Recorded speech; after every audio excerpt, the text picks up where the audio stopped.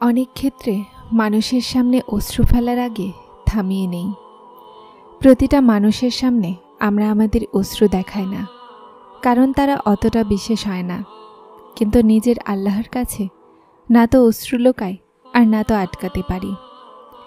তার সামনে হাজির হয়ে মাথা সিজদায় ঝুঁকিয়ে আমরা যে অশ্রুপাত করি তা অন্য কারো সামনেই ফেলতে পারি না। আমাদের অশ্রু মানুষের জন্য ভাষাহীন হয়, কিন্তু আমাদের পরওয়ারদিগারের সামনে এই অশ্রুই সব কথা বলে দেয়। কেননা যেমন এই অশ্রু বিশেষ না, তার ভালোবাসাও ততটাই বিশেষ। নিঃস্বার্থ অফুরন্ত ভালোবাসা।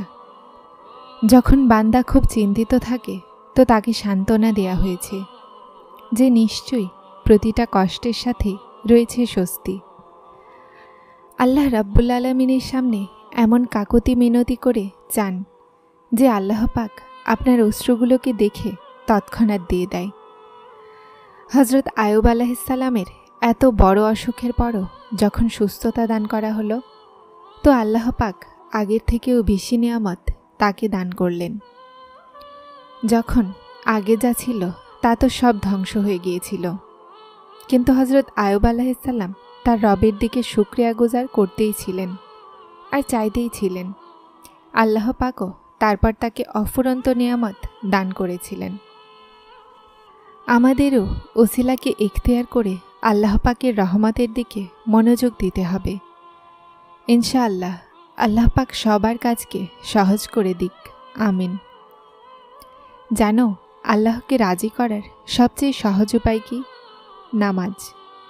নামাজ তোমার আর আল্লাহর মাঝে থাকা সমস্ত দূরত্বকে দূর করে দেয়।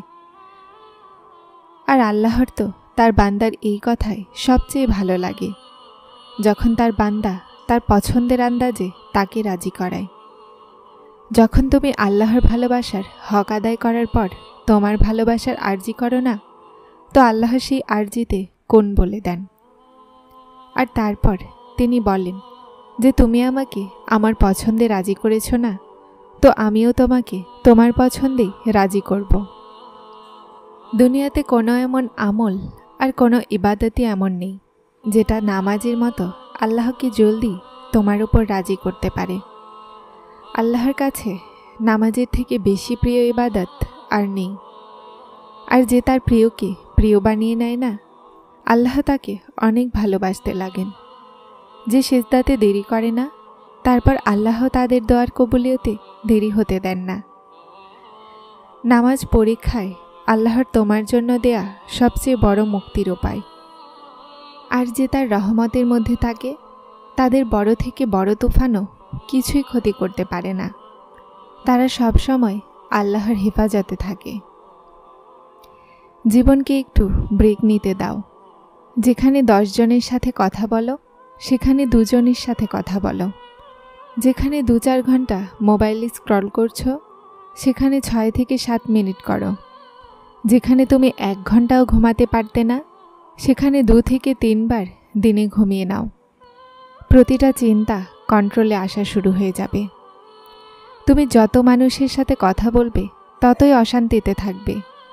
নিজের ভালো বন্ধু আল্লাহকে বানাও। বিশ্বাস করো, মানুষের সাথে কথা বলার ইচ্ছাও করবে না।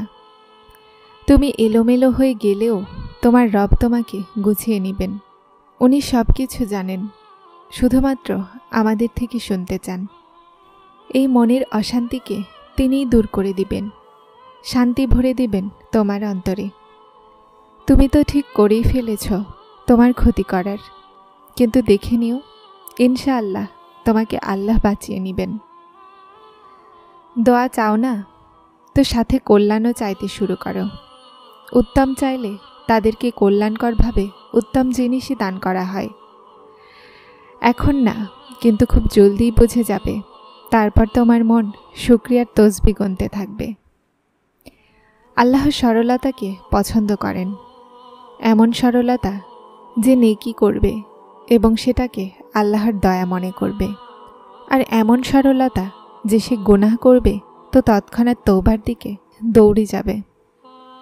আল্লাহর কাছে ক্ষমা চান, যেমনই ভাঙাচোরা হোক ক্ষমা চান। আল্লাহ তাকেই পছন্দ করে যে তার গুনাহের ওপরে নজর রাখে। আল্লাহ তাকেই পছন্দ করে যে তার কাছে ক্ষমা চায়। আল্লাহকে ভয় নয়, তাকে ভালোবাসো। তাকে ভালোবাসলে তুমিও তার ভালোবাসা পাবে। হে আল্লাহ, আমার জন্য যা উত্তম সেটা আমাকে দান করুন। আমি মানুষ, আর আমার চাওয়া অনেক, আর আমার আশাও অনেক। আমার দুর্বলতাও অনেক আছে, আর আপনি দয়াময় একক সত্তা। আমি অনেক আশা নিয়ে চাচ্ছি যে আমাকে এমন জিনিস দান করুন যা আমারও পছন্দ, আর আমার আশেপাশে থাকা মানুষদেরও, আর সেটাতে যেন আপনার রহমতও শামিল থাকে। দোয়া সবাই করতে পারে, শুধুমাত্র এই বিশ্বাসের সাথে চাইতে থাকো যে যা চাচ্ছ তা দুনিয়ার জন্য আর তোমার জন্য অসম্ভব, কিন্তু যার কাছে চাচ্ছ তিনি আলা কুল্লি শাইইন কাদির, যিনি এই পুরো নিজামকে চালাচ্ছেন, যিনি রাত আর দিনকে পরিবর্তন করছেন, যিনি তোমার দেহের মধ্যে রক্তকে প্রবাহিত করাচ্ছেন, যে এখন পর্যন্ত তোমাকে প্রতিবার সামলে এসেছেন, সেই রব এই দোয়াও কবুল করে নেবেন। তার কাছে যেভাবেই চাও, যেমন করেই চাও, তিনি শোনেন। শুধুমাত্র বিশ্বাসকে দৃঢ় করে চাও। সেটা সম্ভব করা ওই রবের জন্য কঠিন নয়। তুমি দেখে নিও, তুমি নিজেই দেখতে পারবে তোমার দোয়াগুলো কি কবুল হতে। মজেজা তুমি নিজেই দেখতে পাবে।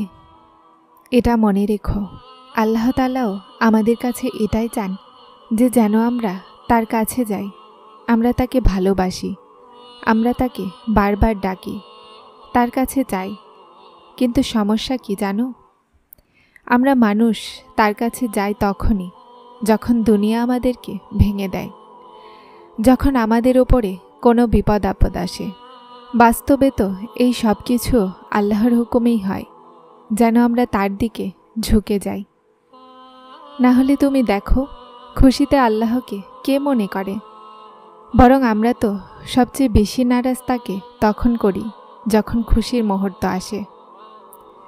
বুঝতে পারছো না এই পরীক্ষা আসার মানে?